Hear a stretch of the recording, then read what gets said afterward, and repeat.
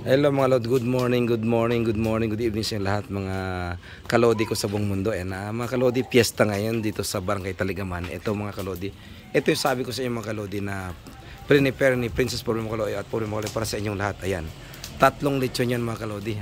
Ayan, yan po yung mga prepare natin. At saka mayroon po tayong inihaw na doon sa bahay. Kaya ito gawaan na ng lechon ito. Ito yung mga lodi natin na nagtatrabaho para para sa ating mga kababayan na kapitbahay, kamag-anak, mga friends natin, sa mga lodi natin na pupunta sa bahay ngayong piyesta ng Taligaman. Ayan.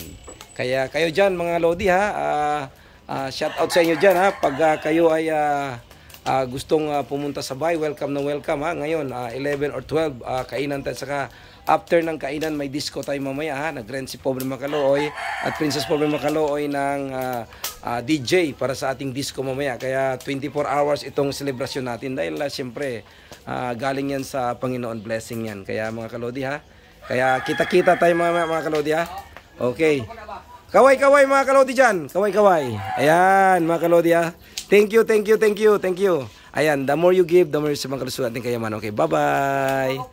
Okay, ayos.